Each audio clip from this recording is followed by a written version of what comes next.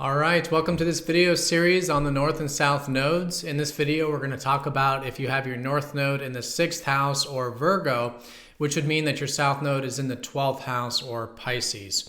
So this, in my opinion, is the most important part of astrology, is the nodes, essentially because it is bringing in the free will component to our life experiences. Obviously, there's other things in the chart that are important, like the sun and moon, but those tend to show a little bit more of the predetermined aspects of the self and of the personality, whereas the nodes here really good for helping us make choices along the journey. And with whatever is going on astrologically or in our life at a certain period of our life, the nodes is that free will side that helps us really work with the energy and bring more balance to it. So hopefully you do find this to be helpful for you in regards to the life path. So down in the comment section is a link to the birth chart calculator that will show you your North and South nodes if you don't already know which house and sign your nodes are in. Now the North node is the N-looking horseshoe in the chart, and the South node is the U sort of horseshoe in that chart. And I do recommend watching the house video primarily for them, paying particular attention to the house video because the house is the most personal part of the nodes or of any planet in the chart, really. All right, so let's talk about it. So this undercurrent, right? Now, starting first with the South node. The South node represents a lot of our past life energy, if you believe in past lives. I'm going to use the analogy of past lives to describe this. So let's say in a past life, there was likely a lot of emphasis on the more spiritual dimensions. Maybe, there was some deeper matters in past life that had to do with having faith and trust, surrendering what's outside of our control.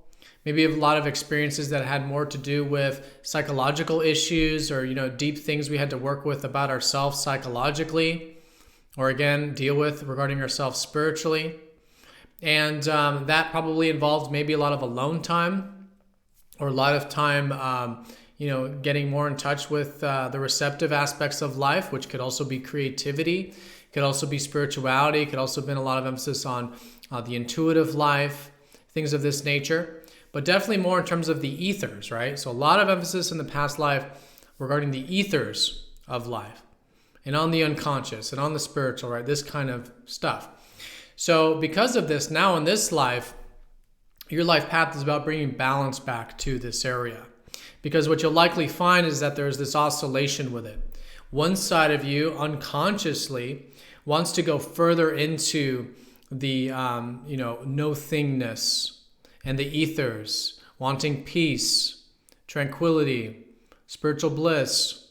All right, that energy of connecting to the essences of life, that dissolving energy, the etheric energy. That's one side of you that's likely really drawn towards this and yearns for it unconsciously, and so is pulled towards it. But now there's another side completely opposite that maybe wants nothing to do with it.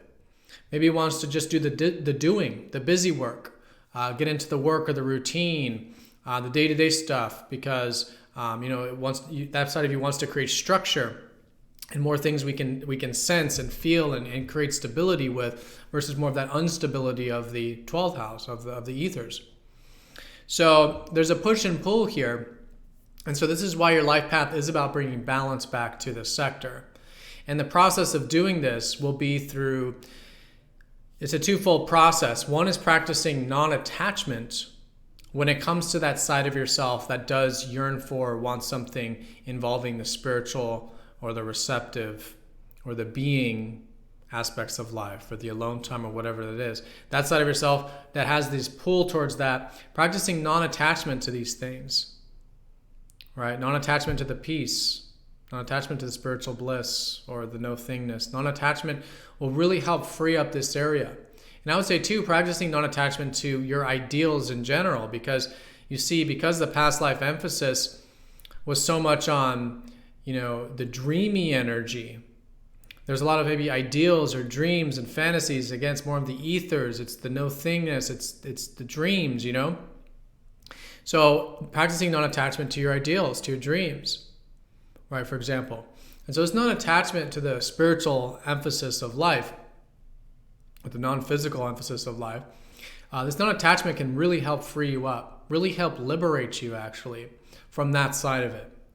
So then the other side is, while practicing that non-attachment, learning about and exploring new things involving the North Node, the area completely opposite this, which has to do with physicality.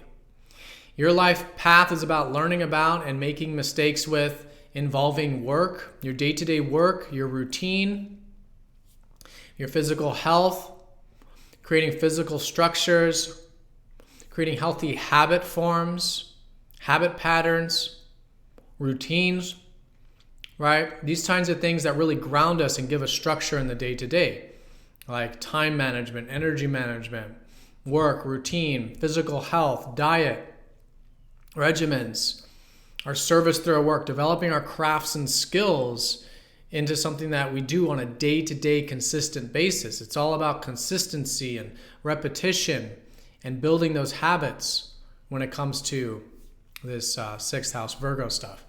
So learning about all this and exploring it, making mistakes with it, because this life is supposed to be about learning and making mistakes with this physicality stuff and the structure stuff.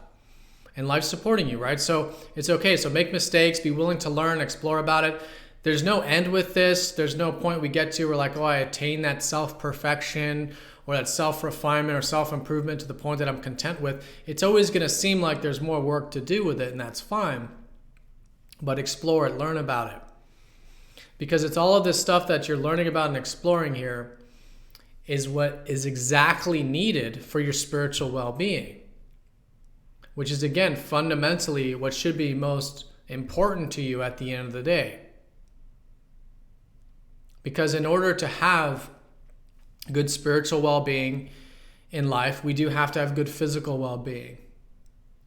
In order to have good being energy in our life, just that, those ethers, that beingness, the alone time, that receptive energy, to have good being energy, we have to have good doing energy, right? We have to have that kind of routine and day-to-day structure. So these are two sides of the same coin. What you'll likely notice is that throughout your life experiences, there is this push and pull, whether you're dealing with your career, your home, relationships, whatever it might be.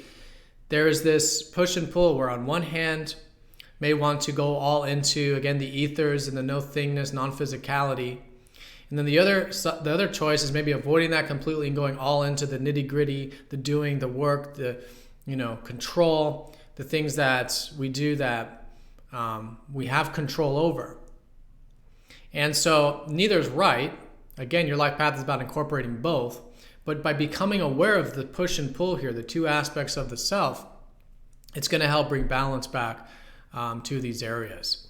And again, practicing non-attachment to the spiritual well-being or that peace, those ethers, those ideals and dreams, it's going to help free you up there, help free up a lot of karmic energy, a lot of patterns associated with it. And so non-attachment with that stuff, and then learning and exploring and making mistakes with your work, routine, building day-to-day structure, developing your skills, habit patterns, diet, things like this that are really about creating that physical structure and routine there with that stuff. All right, so I hope this was helpful. If you have any questions, feel free to comment down in the comment section. I'll do my best to answer them. Now on the page is a 20% discount for birth chart readings if you do want a detailed look at your specific life path, because of course this is still just very general. So do check that out to take a deeper look at your birth chart. But thank you for watching, and I will see you all next time in the next video. Take care.